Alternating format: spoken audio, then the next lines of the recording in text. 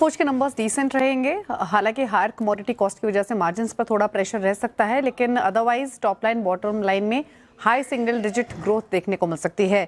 Revenues में लगभग 9% के आसपास की ग्रोथ एक्सपेक्ट कर रहे हैं वाई बेसिस पे।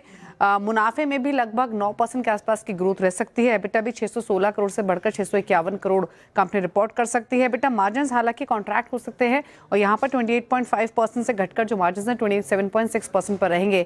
जो 10% के आसपास की ग्रोथ हम देख रहे हैं, उसके पीछे जो तीनों बिजनेसेस है वो बेटर परफॉर्म करते हुए दिखाई देंगे। डोमेस्टिक बिजनेस में तो अच्छी ग्रोथ रहेगी ही। डिफेंस बिजनेस जो कि मेजर रेवेन्यूज कंट्रीब्यूट करता है, वहां भी अच्छी ग्रोथ रहेगी इस क्वार्टर में। और साथ ही कमर्शियल व्हीकल सेगमेंट में भी पिकअप से सपोर्ट मिलेगा इस बार के अर्निंग्स को। अगर एक्सपोर्ट फ्रंट पर बात करें तो जो यूएस क्लास 8 पिकअप सेल्स है, वहां भी इंप्रूवमेंट की वजह से आंकड़े बेहतर रह सकते हैं। एबिटा मार्जिन्स हालांकि अगर सीक्वेंशियल बेसिस पे देखेंगे तो 40 बेसिस पॉइंट के आसपास इंप्रूव हो रहे हैं, लेकिन वाई बेसिस पर इंपैक्ट दिखाई दे रहा है। फेवरेबल करेंसी का बेनिफिट तो इनको मिला है, लेकिन हायर कमोडिटी कॉस्ट की वजह से वो ऑफसेट हो रहा है। अब इंपॉर्टेंट रहेगी मैनेजमेंट की कमेंट्री। पहली बात तो डिफेंस बिजनेस के ऑर्डर आउटलुक को लेकर जो कमेंट्स आएंगे वो इंपॉर्टेंट रहेंगे। एक्सपोर्ट्स में जो ग्रोथ दिखाई दी है कितनी सस्टेनेबल दिखाई दे रही है कंसीडरिंग जो हालात इंटरनेशनल मार्केट्स में बने हुए हैं। डिफेंस मार्जिन्स को लेकर भी कमेंट्री इंपॉर्टेंट होगी। और एक और चीज, कंपनी एसयूवीज और लाइट कमर्शियल व्हीकल्स में एक्सपैंड कर रही है, जिसके लिए कुछ करार भी किए हैं। तो किस तरीके से आगे ग्रोथ देख रहे हैं इन सेगमेंट में, एक्सपेंशन प्रोसेस कहां तक पहुंचा है, इसको लेकर भी कमेंट इंपॉर्टेंट रहेंगे